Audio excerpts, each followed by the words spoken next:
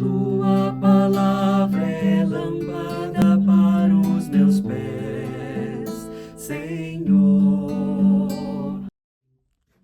Bem-vinda, bem-vindo ao nosso encontro com a palavra Lâmpada para os meus pés. Em nome do Pai, e do Filho e do Espírito Santo. Amém. A festa solene deste domingo, a Ascensão do Senhor, o evangelho proposto é a conclusão do evangelho que nós estamos lendo ao longo deste ano, Mateus, capítulo 28, versos 16 a 20. Naquele tempo, os 11 discípulos foram para a Galileia, ao monte que Jesus lhes tinha indicado. Quando viram Jesus, prostraram-se diante dele.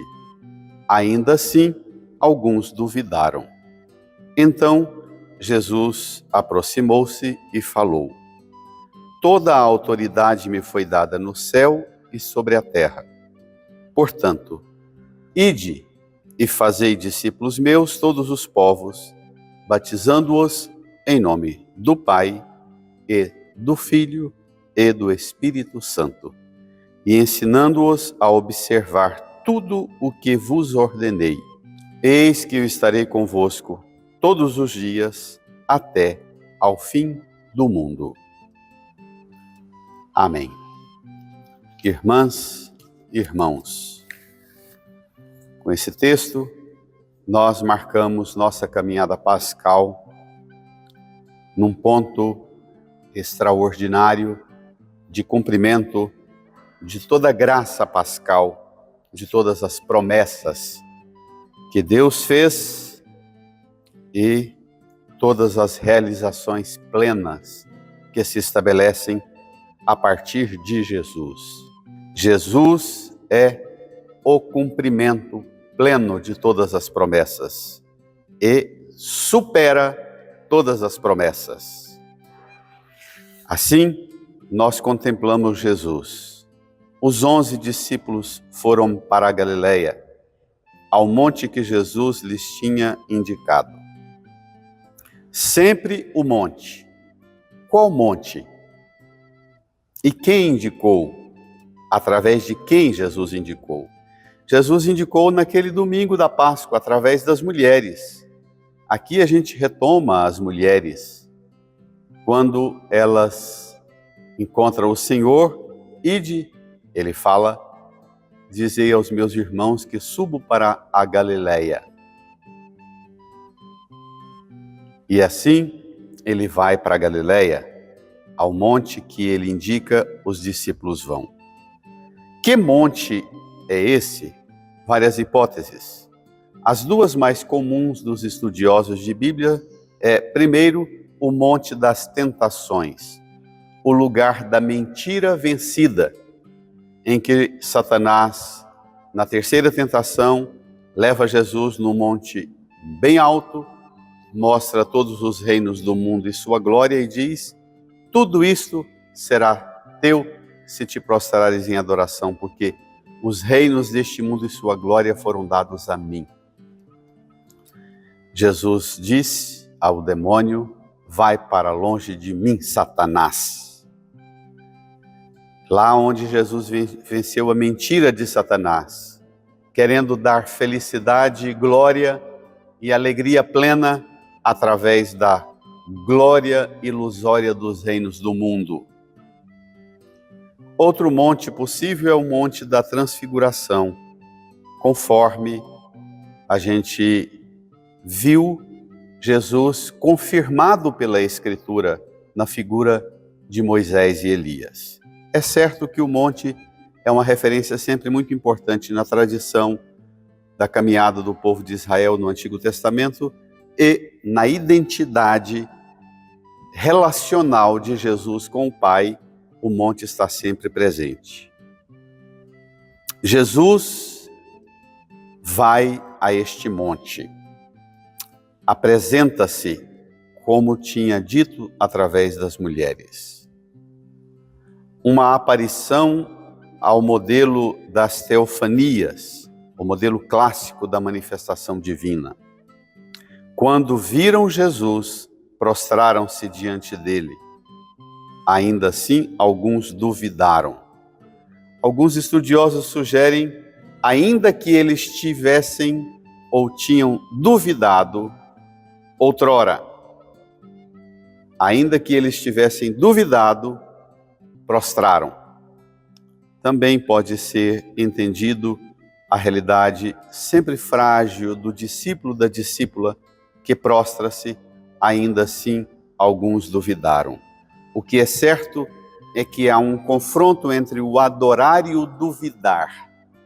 A dúvida no monte é coisa que o demônio quis colocar no coração de Jesus. Se és filho de Deus, levanta a suspeita, cultiva a dúvida. E no monte deve ser o lugar onde Jesus venceu essa tentação da dúvida e é onde a igreja também tem que permanentemente enfrentar as suas dúvidas. Por isso, não é teologicamente equivocado a expressão evangélica, ainda assim alguns duvidaram, porque a igreja estará sempre sujeita às provações e intempéries desta caminhada neste mundo, sempre chamada à profissão de fé vigorosa, a pedir que as forças afastem-se para longe. A leitura que nós vemos desse texto, Jesus já inaugurou a realidade nova.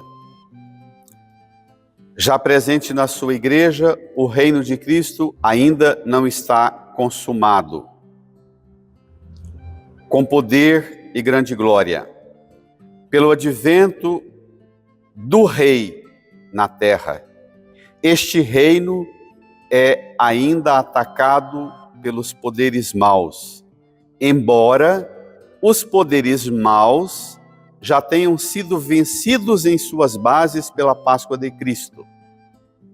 Então essa dúvida não é uma dúvida que revela a potência dos poderes maus, porque os poderes maus, Catecismo da Igreja, número 671, embora os poderes maus já tenham sido vencidos em suas bases pelo poder da Páscoa de Cristo. Pronto. Então Jesus aproximou-se e falou: toda autoridade me foi dada no céu e sobre a terra, coisa que o demônio nunca recebeu, autoridade no céu e sobre a terra. A autoridade do demônio é sobre os reinos deste mundo. Aqui Jesus eleva o tom: a autoridade me foi dada no céu e sobre a terra. Portanto, aquele que tem autoridade diz à sua igreja: ide, fazei discípulos meus todos os povos. Ide, fazei. Lembra o filho do carpinteiro, o fazer, o manufaturar. A igreja deve ser uma oficina do fazer discípulos, onde se opera um processo permanente de elaboração da identidade do discípulo. Ide e fazei. A igreja é sempre peregrina, missionária, mas sempre operária no fazer discípulo do Senhor. Todos os povos, a universalidade da salvação. Fazer discípulo, batizando-os em nome do Pai, do Filho e do Espírito Santo e ensinando-os a observar tudo o que vos ordenei. Aqui está o gargalo. A quantidade de batismo cada vez mais diminui em nossas igrejas, mas há um problema ainda, que não só diminui o número de batizados, como também enfraquece cada vez mais o segundo comando: fazei discípulos, batizando-os e ensinando-os a observar tudo. Em que é que nós estamos falhando no ensinar a observar tudo o que Cristo ordenou? Qual é o nó desse processo de evangelização?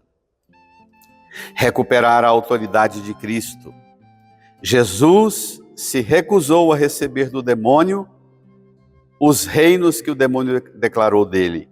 Aqui Jesus declara ter recebido de Deus, como em Daniel 7,14.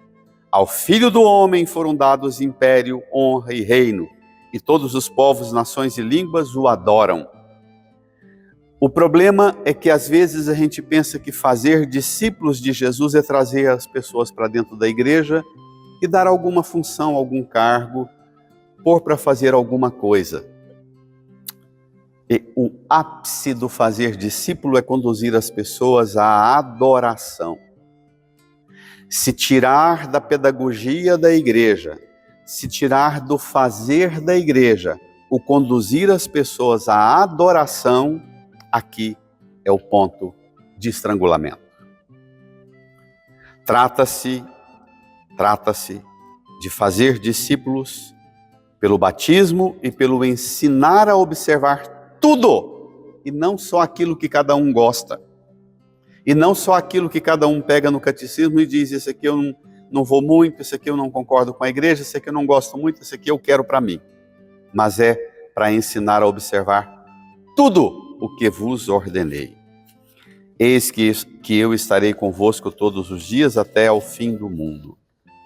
Longe de querer transformar isso aqui numa glória mundana da igreja, o catecismo da igreja, no número 677, diz assim: a igreja só entrará na glória do reino através desta derradeira Páscoa, a volta de Jesus no fim do mundo, em que seguirá seu Senhor na sua morte e na sua ressurreição. Portanto, o reino não se realizará por um triunfo histórico da igreja, como querem alguns movimentos ideológicos, que a igreja recupere a glória e um triunfo mundano, que sejam padres e bispos com capas douradas e procissões solenes impondo um senhorio da igreja no mundo. Não é um triunfo histórico da igreja, segundo um processo ascendente, mas segundo uma vitória de Deus sobre o desencadeamento último e derradeiro, vencendo o mal. A igreja será assim a esposa do Cordeiro que desce do céu, do esposo. O triunfo de Deus sobre a revolta do mal assumirá a forma do juízo final, até o fim dos tempos, depois do derradeiro abalo cósmico deste mundo que passa, a igreja sim, e Cristo, a realidade nova e plena. Não uma glória mundana, mas a glória do senhorio de Deus sobre todas as realidades, também sobre nós. Assim, uma abençoada festa da Ascensão do Senhor para você. Bom domingo, até a próxima.